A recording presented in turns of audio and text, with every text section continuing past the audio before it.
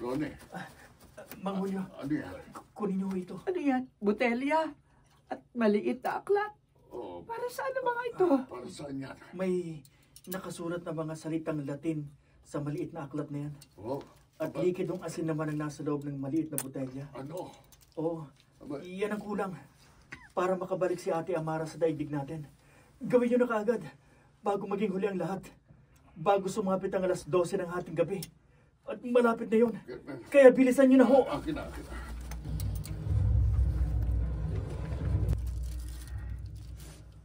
Ayan. Nausal na natin ang mga dasal sa wikang Latin sa aklat na ito. At ang laman ng botelyang ito, ang likido mula sa asin, kailangang ibus natin sa katawan ng saging na ito. Ay sige, gawin mo na agad, Julio. Oo, teka. Ayan. Oh, umuusok ang katawan ng saging. Ibig sabihin, malapit lang ang kinalalagyan ni Ate Amara. At maririnig niya kayo. Tawagin na natin siya, Julio. Oo, sige. Amara, Apo, bumalik ka sa amin. Mahal ka namin at naghihintay kami sa iyo. Amara! Amara, Naririnig mo ba kami? Narito ang liwanag ng kandila. Sundan mo. Para makabalik ka na sa ating daigdig. Amara! Amara!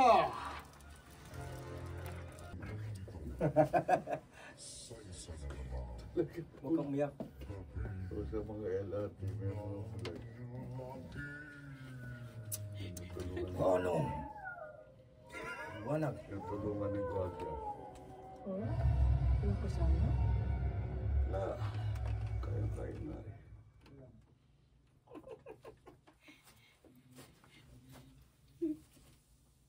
Kailangan niya kasi tatawagin yan eh.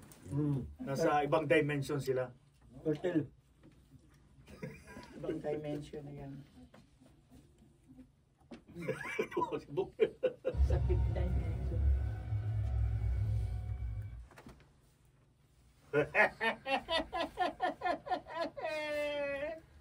Malapit nang sumapit ang hating gabi. Ang takdang oras upang ganap ka ng mapasa amin, babae.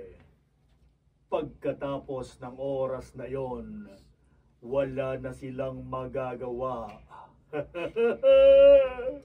Ilang sandali na lang. Oh, huwag ka nang umiyak.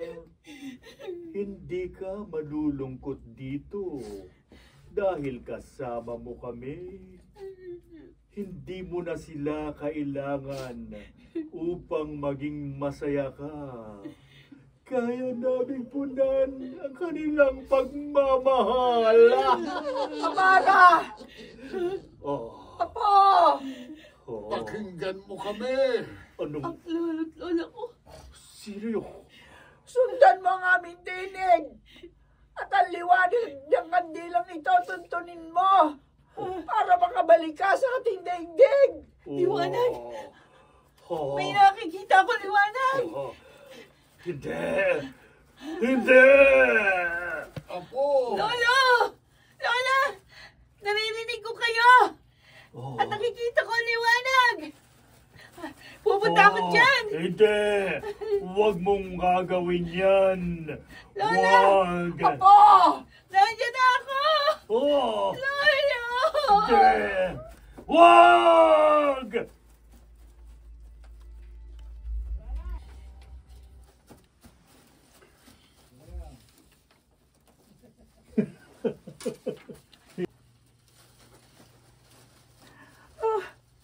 Amara! Apo! Amara! Lolo! Lola! Julio, narinig mo yun? Boses ng ating apo. Oo, Linda. Narinig ko. Oh, salamat sa Diyos. Makababalik ang apo natin. Makababalik si Amara. Apo! Anong... Mahangin na malakas. Julio ang kandila. Baka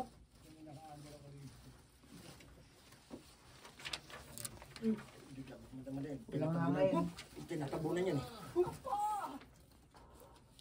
Anong... Humahangin ng malakas. Hulyo ang kandila. Okay. Baka mamatay ang kandila. Oo, teka. Hindi dapat mamatay ang kandila. Na tanging pag-asa para makabalik si Amara.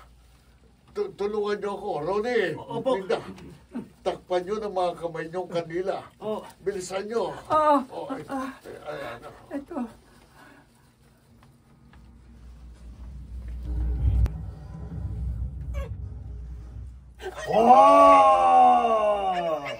Hindi maaari.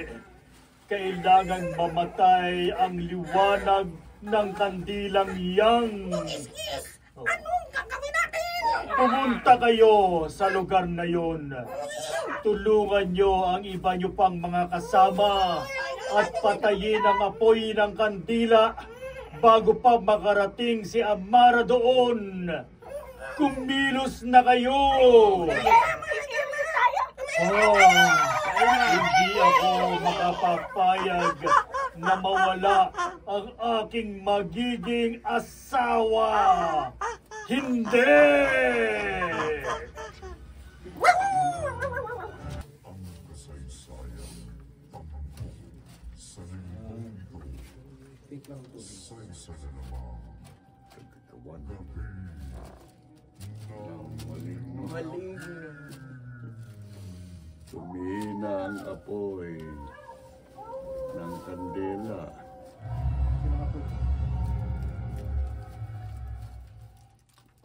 Umihin ang apoy ng kandila. Tiyak na kagagawa nito ng maligno. Julio, iabot mo sa akin ang likido mula sa tinunaw na asen. Madali ka. Teka. Oo, eto. Kailangan makasiguro tayo. Kailangan isaboy natin ang laman nito sa paligid ng kandila at katawan ng saging Oo. para hindi sila makalapit at magtagumpay si Amara na makabalik sa atin. Oh. Julio, Hindi tayo makalapit. tingnan mo. Mga maligno. Mga malignong nakikita natin. Mga impacto. Linda, ubusin mo na sa paligid ng kandilang likidong asin. Ay! Lumagay na kayo na dito! Napakainit!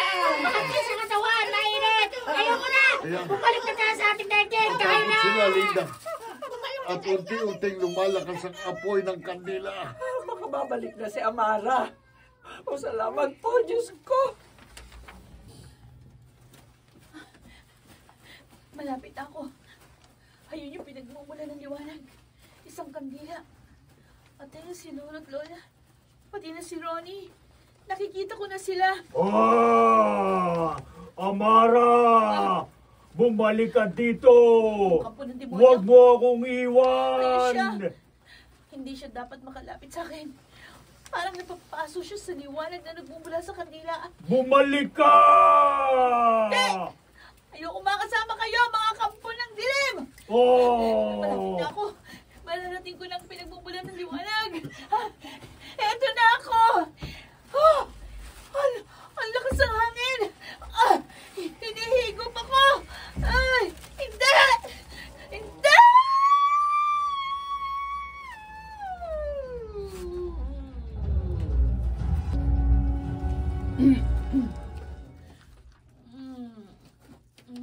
Amara. Amara. Uy, ako to. Ah? Nakabalik ka na. Nabawi ka na ng mga magulang mo sa maligno. Paano nangyari? Ang alam ko, hinigop ko lang malakas na hangin. Ay, hindi ko na matandaan yung mga sumunod na nangyari. Siguro, hinigop ka ng hangin papunta dito. Kaya nakita ka na lang nila na nakahandusay sa lupa na walang malay tao. Ha? Oo. O ano, bangon na. Totoo na ba ito? Oo. Totoo na to. Kaya halika na. Mamasyal na tayo ulit. Mamasyal? Oo. Saan? Ikaw, bahala ka. Kung saan mo gusto. Ano? Gusto mo, doon ulit sa talon? Ayoko man bumalik doon. Promise.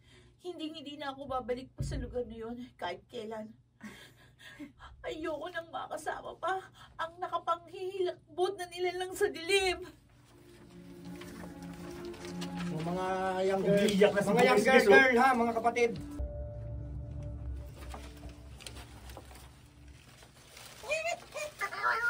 Walang naliligaw.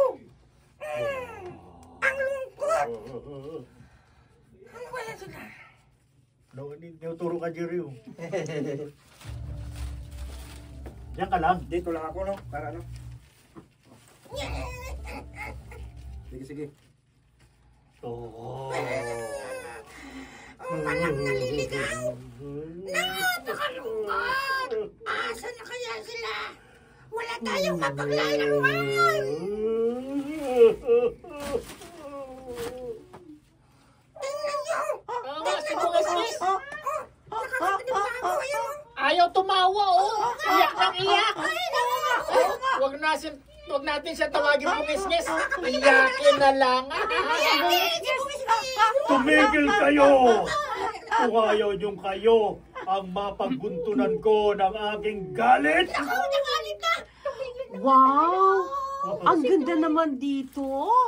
Instagrammable. Perfect. Oh, Dito tayo. Wow, I like mga tao. this. Mga Ang ganda. babae.